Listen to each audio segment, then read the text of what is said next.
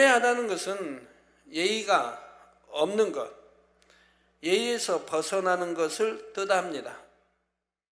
의외로 많은 사람들이 상대에게 무례히 행하고도 자신이 무례했음을 깨닫지 못하지요. 특히 가까운 사람에게 더 그런 경향이 있습니다. 허물없이 편하게 대한다는 것이 자칫 예의 없는, 즉 무례한 행동으로 나오기 때문입니다. 무례한 말과 행동으로 상대에게 불쾌함을 느끼게 하거나 더 나아가 피해를 주기도 합니다. 무례히 행하는 경우에는 하나님께 무례한 경우와 사람에게 무례한 경우가 있습니다.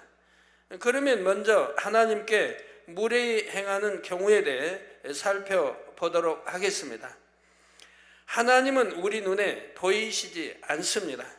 이런 하나님 앞에 혹여 무례히 행하지는 않는지 돌아보려면 어떻게 해야 할까요? 하나님과 관련된 것들을 어떤 마음으로 어떻게 대하는지를 점검해 보면 됩니다. 하나님과 관련된 것이란 하나님 앞에 드리는 예배, 기도, 찬양, 하나님의 성전, 성물 등 모든 것을 말하지요. 예를 들어 예배 시간에 조는 것은 하나님 앞에 무례히 행하는 일 중 대표적인 것입니다. 예배는 하나님 앞에 드리는 것입니다. 그러므로 예배 시간에 조는 것은 하나님 앞에서 졸고 있는 것과 같지요. 이렇게 조는 것 외에도 예배 시간에 옆 사람과 사사로운 대화를 하거나 딴 생각을 하는 것도 무례히 행하는 것입니다. 특히 단에서 먼 곳이나 본당 외의 다른 성전, 화상을 통해 예배 드리는 경우에는 더 주의해야 합니다. 하나님께서는 예배 드리는 곳 어디나 다 보고 계십니다. 이런 행함들은 예배 드리는 사람의 마음에 그만큼 하나님을 경외하는 마음과 성의가 부족하다는 것을 말해 주지요. 또한 이는 하나님께 무례한 것일 뿐 아니라 말씀을 증거하는 설교자나 예배를 인도하는 인도자에게도 무례한 것입니다. 다음으로는 사람에게 무례히 행하는 경우에 대해 살펴보겠습니다.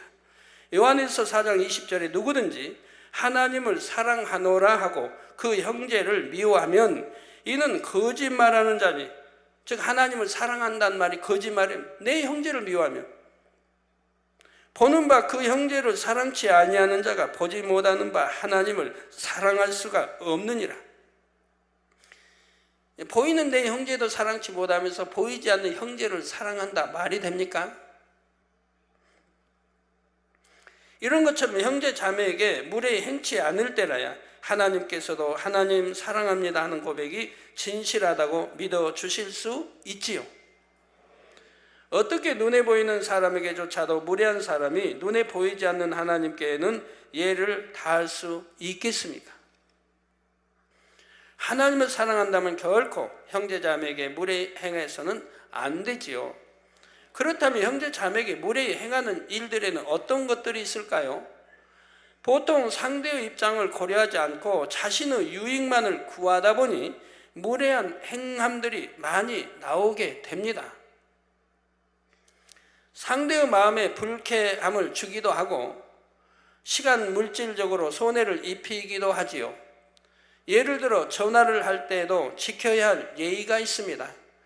자신의 입장만 생각하고 밤늦게 전화한다거나 바쁜 사람에게 전화해서 오랫동안 붙들고 있다면 상대에게 얼마나 피해를 주는 것입니까? 약속 시간에 늦는 것, 남의 집에 불쑥 찾아가는 것도 무례한 일이 됩니다. 친구, 이웃 등 사람 사이에 서로 만나고 교제를 할 때도 이처럼 지켜야 할 예의가 있는 것이지요. 대부분 사람들은 매일매일 사람들을 만나 대화하고 같이 식사를 하고 함께 일을 하는 등 많은 시간을 함께 합니다. 그만큼 인사 예절, 대화 예절, 식사 예절 등 범사에 지켜야 할 예절도 많지요. 그런데 사람마다 배움과 지식이 다르고 나라와 민족마다 문화도 다릅니다. 그렇다면 무엇을 기준 삼아 예의를 다해야 할까요? 바로 여러분의 마음 안에 있는 사랑의 법입니다. 여기서 사랑의 법이란 바로 사랑 자체이신 하나님의 법을 말하는 것입니다. 여러분의 마음 안에 하나님의 말씀을 양식 삼고 말씀대로 행해 나가는 만큼 우리 주님의 교양을 갖춤으로 무례히 행치 않게 되지요. 사랑의 법에 담긴 또 한 가지 의미는 바로 배려입니다. 무례함이란 결국 상대를 배려하지 않는 마음, 곧 사랑이 없는 마음에서 비롯됩니다. 따라서 상대를 진정 사랑하면 상대를 늘 배려함으로 무례히 행하지 않게 되지요.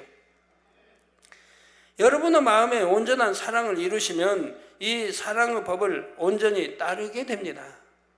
그러므로 신속히 이 온전한 사랑을 마음에 이루셔서 천국에서와 같이 어떤 영혼이든지 주님을 대하듯 예를 다해 섬기시기 바랍니다.